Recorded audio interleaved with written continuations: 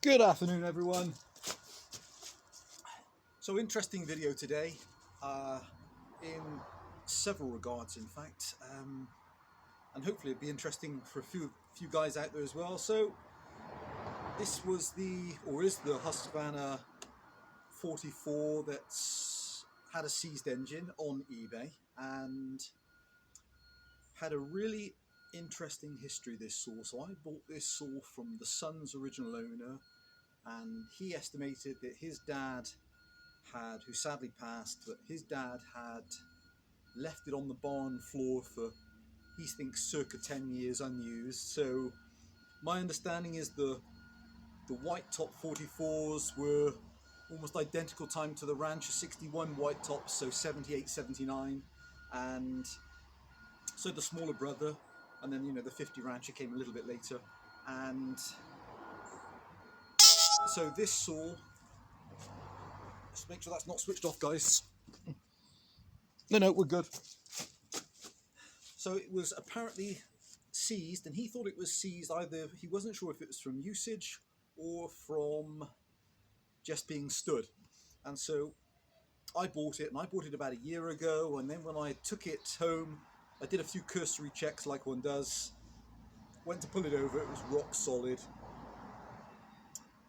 pulled off the flywheel housing and the pull cover housing, and the flywheel was super tight.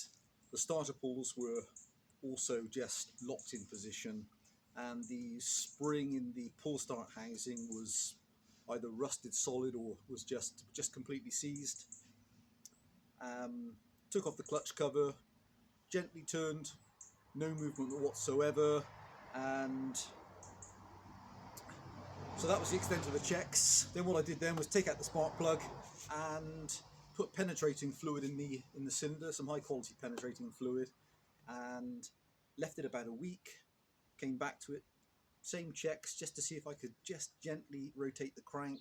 Absolutely nothing for a week. Tried it a week later, and then after that she's just sat on the shelf with penetrating fluid in the engine for about a year. So I've topped it up occasionally, but she's just kind of been there.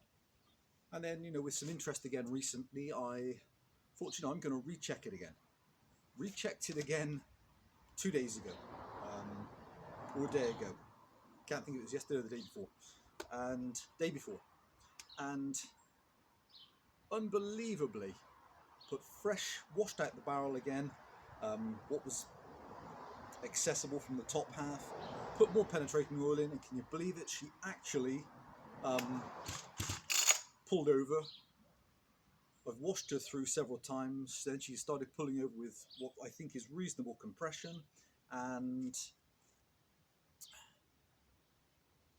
so recoil spring was broken. I had a spare one, so recoil spring is in, freed up the starter pulls so that the starter now engages. Chain brake isn't working, but the strap is present.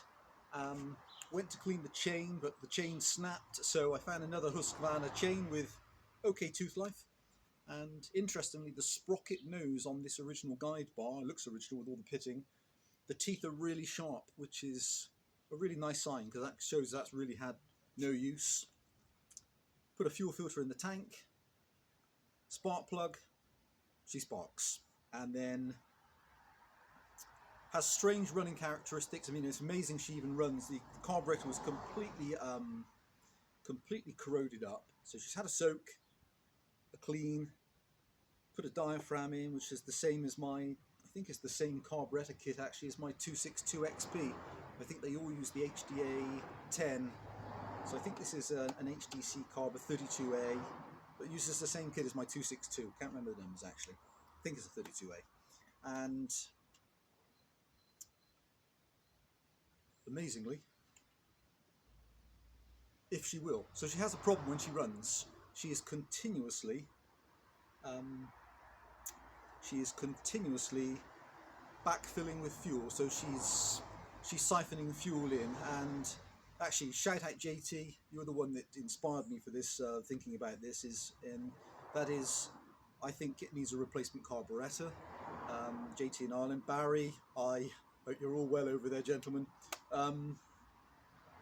So I think it needs a replacement carb. I don't have one, but at least now hopefully people can see it's a platform which might be worth working on. Maybe.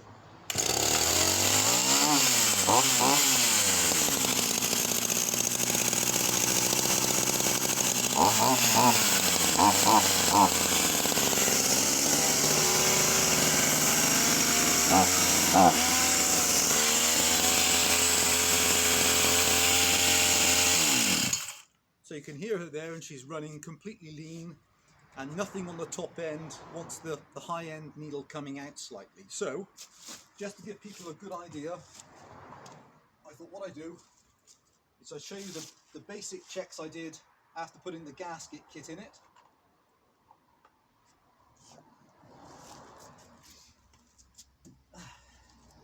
And then you'll be able to see firsthand exactly the tests I've done, and then whether or not you think it's adjustable. Has a really nice air filter.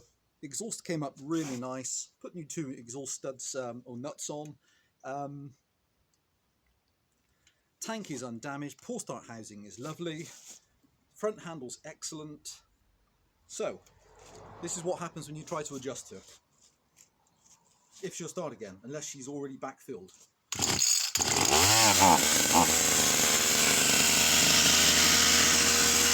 So, low needle.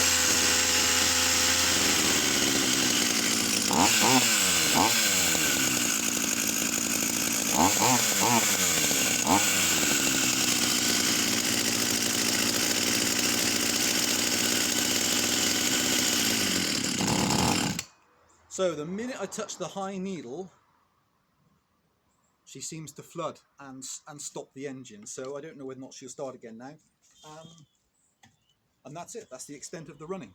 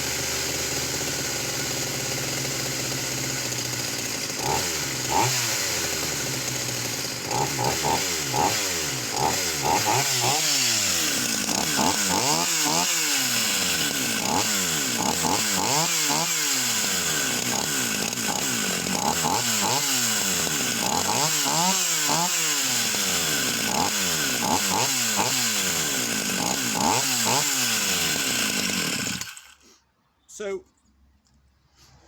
the minute I open up, if I keep my fingers running through the throttle, the minute I open up and I balance off the low and the high needle jet, just so that it's just a slight burble on the low end, can start to peak up at the top end.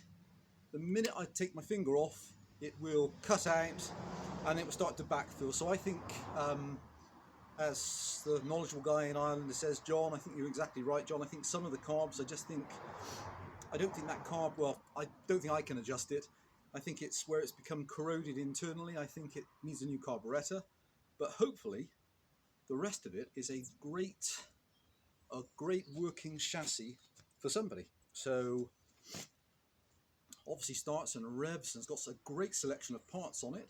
And will she start again? I doubt it, probably, now the high needle's been touched. Well, that's my experience for the last couple of hours trying.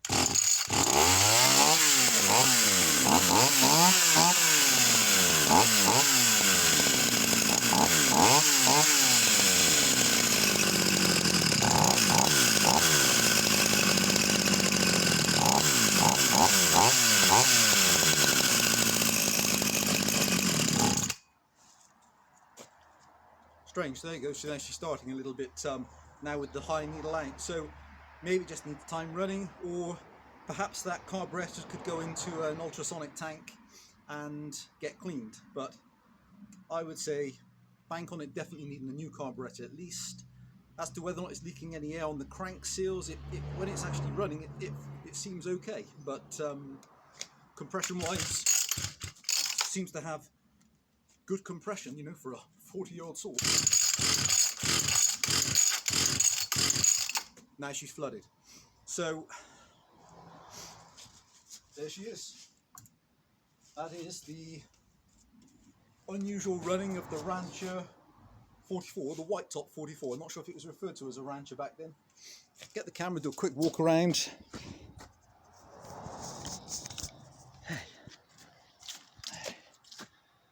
So really clean plastics, no breaks to the handle.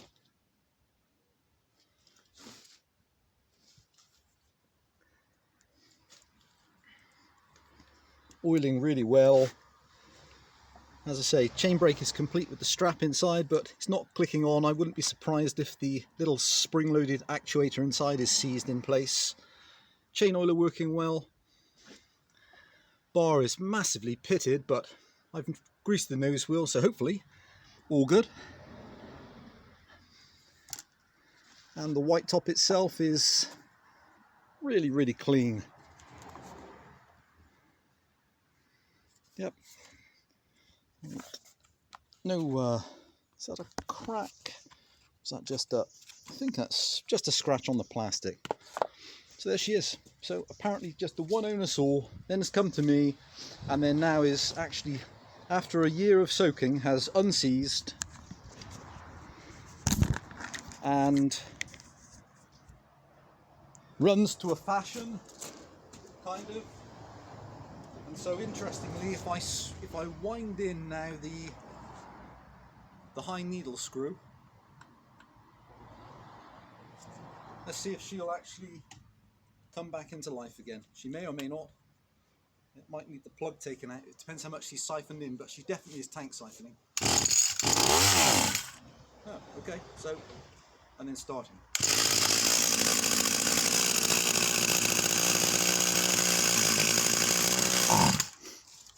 Real strange set of characteristics. Really, really strange. So I do think that's a carburettor.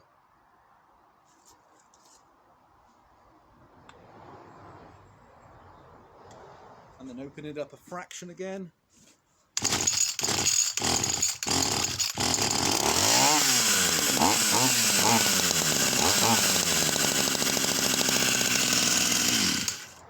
There you go, guys. Hopefully that answers a load of the questions that have come through, and now she's unseized and is pulling over smoothly, no nasty rattles. They seem to be a really collectible saw, so hopefully somebody interested in this era of saw is going to love this as a project. Guys, stay safe. Bye for now.